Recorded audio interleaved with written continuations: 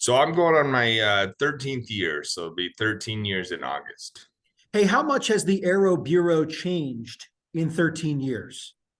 So it's changed quite a bit. When I first hired on, we had just myself and one of the pilot, and then a couple of part-time guys that would come in and help um, run the camera and things like that. They called them observers at the time. They weren't their role wasn't extremely big then, but they would come in when possible and run the camera. So, And with that said, how much has the demand changed for the Aero Bureau over the years too? From people calling for help or law enforcement agencies asking for your assistance? yeah, so we've gone from those original two guys with a couple of part-time guys to now we have five full-time pilots and a part-time pilot and two bases and six full-time, we call them tactical flight officers now, because their role has just grown so much. So the tactical flight officers are the ones that run the camera for high-speed chases, all that kind of stuff, and then also run the hoist mission. So they're the hoist operators, rescue specialists, things like that. So we have six of those full time and quite a few part time as well. And we're always training more. We got more in the pipe coming up. Takes a long time to get them trained up to do so many variety, such a variety of missions. And so um, we used to go do a lot of search and rescue, and just we would go and find people and then shuttle search and rescue crews into place so that they could set up a rope rescue and do the rescue, things like that, or just do our best with the camera. But as far as technology and with the implementation of the hoist and things like that, the mission has just changed dramatically in the last 5 years since we started hoisting, especially. But it's changed quite a bit, and so um, that role of the tactical flight officer has grown. But with the technology and the better cameras and things like that, and then now having full-time guys that were more readily available, the law enforcement side has grown a ton too. And so, 5 years ago when we put the hoist in place, it really changed our game search and rescue wise to where now we could be more beneficial. And even that has changed recently with Garmin InReach and iPhone 14s that you can, more people are getting better, better prepared and have more technology to where they can let people know where they're at. There's still just as many people in trouble, but now there's less search element involved and more just the rescue side of it. So it actually cuts down on our call time per mission, which is great. It's before we'd spend 7-8 hours on a mission, and now we're able to do that a lot quicker.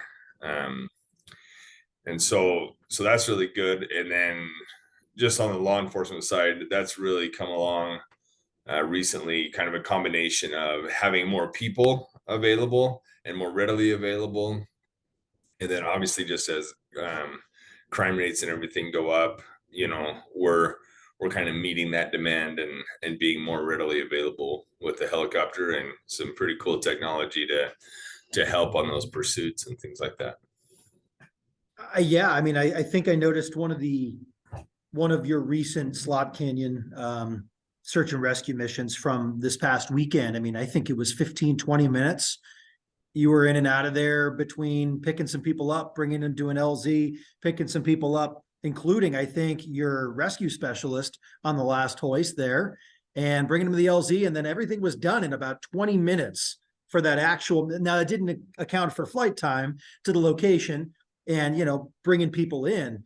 But man, that was fast. I just watched the whole thing kind of just play out in about 20 minutes. Yeah, so completely different, mission as before. It took us about half hour, 40 minutes to fly there.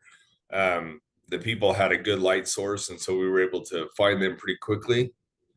And then we went down, set up for a hoist, and came in and got them. And out within 20 minutes, all four of them, and then we're able to head home. So that particular mission, we've done that canyon before we had the hoist, and trying to haul people in and set up. I mean, that's just a huge operation. And so it increases our safety, because we're not spreading ourselves so thin or extending our day so long. We can be start to finish, even with an hour of flight time each way, in 3 hours. So Looking at your record year last year and the start that you're off to this year, how are you approaching the rest of 2023 so you and your guys and your entire crews don't get burnt out? I mean, my goodness, you're gonna be on pace to surpass that relatively easily if things stay where they were.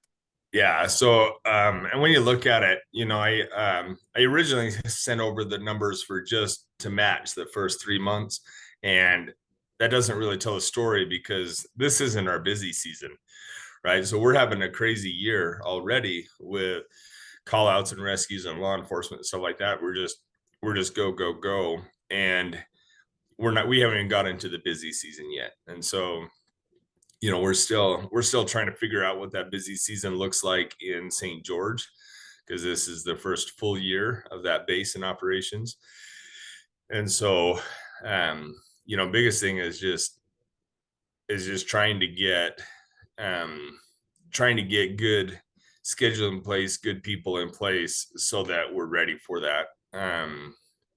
That's always the challenge, because you don't exactly know what to be ready for. But St. George, we still have limited capabilities as far as crew. I mean, we have a full crew down there, but we have pilots, a hoist operator, and a couple rescue specialists, but still only one hoist operator down there. And so we're trying to figure out, hurry and get people trained up for that without cutting any corners, and kind of what that looks like. But as of right now, the last couple of weeks, it's just been a lot of overtime. But you're right, sustainability going forward is something we're going to have to combat. How would you describe the last 3 months or just the last few weeks to start off 2023, just as a whole?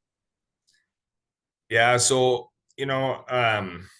just to highlight kind of last week in particular, it was a really cool operation to see, right? So that was with the Buckskin Gulch and with everything that was going on, and we had some pretty cool rescues that, really looking at it would be they kind of get overshadowed because of the whole Buckskin Gulch thing.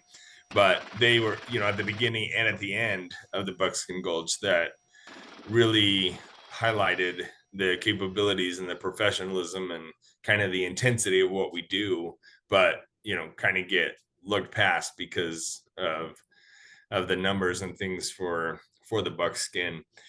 But you look at that, and that required 8 different crew members and both bases to accomplish that.